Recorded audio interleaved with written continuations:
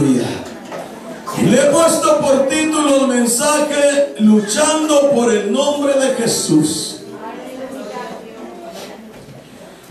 El Señor, antes de ascender a los cielos, preparó a sus seguidores, a sus discípulos, y les enseñó que aunque Él iba a partir de esta tierra, la iglesia no iba a quedar sola. La iglesia no iba a sufrir por las acechanzas del enemigo, por las enfermedades, por los obstáculos, por los problemas. El Señor les dice: yo me voy, pero les voy a dejar la autoridad, les voy a dejar mi nombre, para que en mi nombre echen fuera demonios, para que en mi nombre hablen en otras lenguas, para que en mi nombre aún tomen en sus manos serpientes, y si bebieren cosa mortífera no les hará daño. En mi nombre pondré las manos sobre los enfermos, y los enfermos van a ser sanados. Mire, hermanos, todo esto el diablo estaba escuchando lo que el Señor les estaba compartiendo a sus discípulos. Que el Señor nos estaba dando poder y autoridad, que como iglesia podemos caminar en esta tierra predicando el evangelio, hermano, hermana, pero llevamos un poder sobrenatural. Ese poder que se movía en Cristo Jesús, ese poder todavía se sigue moviendo en la iglesia, porque la iglesia no está sola. La iglesia es, hermanos, el cuerpo de Cristo. Aleluya. Él es el Rey que está con nosotros, hermano. Pablo dice que donde está el Espíritu del Señor, allí hay libertad, allí hay poder, allí hay autoridad, allí está el respaldo del Señor. El Señor nos enseña que aunque humanamente estamos solos en esta tierra, no podemos ver visiblemente, físicamente al Señor, pero les dice: yo les voy a dejar mi nombre.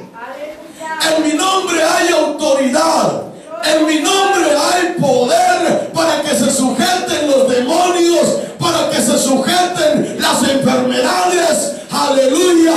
Yo les doy mi nombre para que se protejan contra la maldad.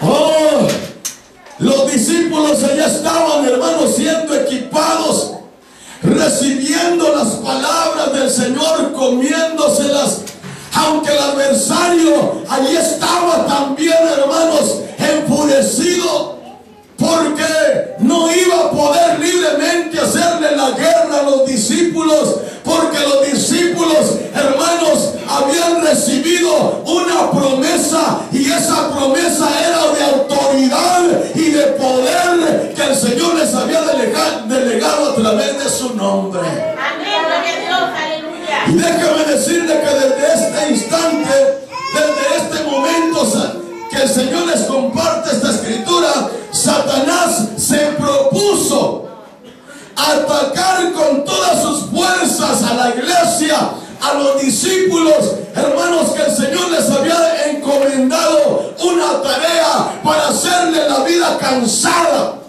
para engañarnos, para desviarlos del camino, para avergonzarlos, para afligirlos. Él buscaba, dice el Señor, que el diablo vino para robar, para matar y para destruir.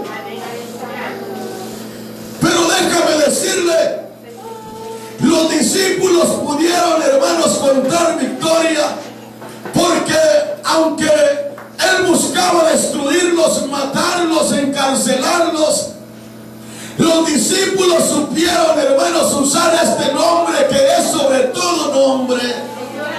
No le tuvieron miedo ni al diablo, ni a los demonios, ni a las autoridades religiosas, ni a las autoridades civiles, sino que ellos dijeron: nosotros hemos recibido una misión, y es de llevar este nombre para que todo hombre el que salva, es el Redentor, el que murió en la cruz del Calvario, pero al tercer día resucitó. Bendito el nombre de Jesús. Aleluya. Porque el diablo teme, hermanos, al poder y la autoridad del nombre que usa la iglesia, el creyente que se atreve a invocar el nombre de Jesús de Nazaret. Es posible que usted ya haya tenido problemas entre sus compañeros, entre otros creyentes.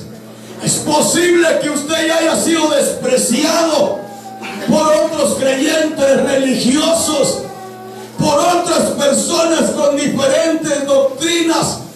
Pero déjeme decirle, hermanos, que podemos decir con toda libertad, como dijo Pedro: Señor, ¿a quién iremos? Déjeme decirle que la Biblia, sin Jesús, hermanos, la Biblia no tiene poder.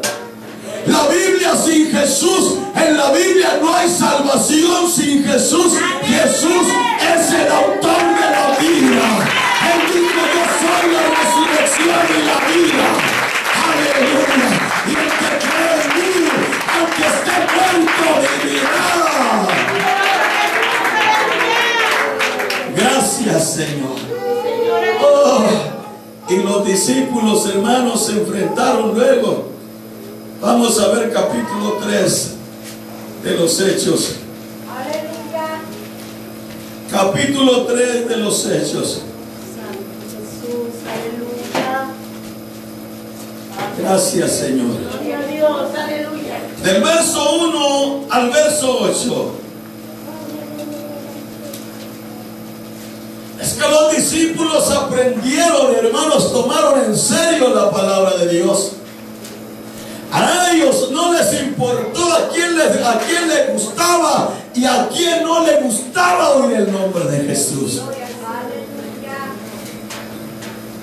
Verso 1. Pedro y Juan subían juntos al templo a la hora novena, la de la oración.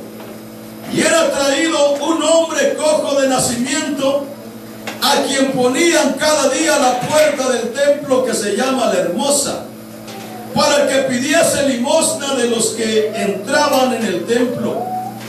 Este, cuando vio a Pedro y a Juan que iban a entrar en el templo, le rogaba que le diesen limosna. Pero Pedro, con Juan fijando en él los ojos, le dijo: míranos. Entonces él les estuvo atento, esperando recibir de ellos algo. Mas Pedro dijo: no tengo plata ni oro, pero lo que tengo te doy. En el nombre de Jesucristo de Nazaret, levántate y anda. Y tomándole por la mano derecha, le levantó, y al momento se le afirmaron los pies y tobillos, y saltando se puso en pie y anduvo, y entró con ellos en el templo, andando y saltando y alabando a Dios. Aleluya. ¡Qué hermoso! ¡Qué precioso! Hermanos, podemos decir que cuando hay una necesidad, podamos darle gracias que nos da la oportunidad de ver la gloria de Dios. Aleluya, gloria a Dios. La Biblia dice que Pedro y Juan iban al templo a la hora de la oración. Pero antes de entrar se llevaron una sorpresa, que allí estaba un hombre paralítico, imposibilitado, esperando que la gente pasara para aprovechar la oportunidad y sacar algo de ellos para su sustento.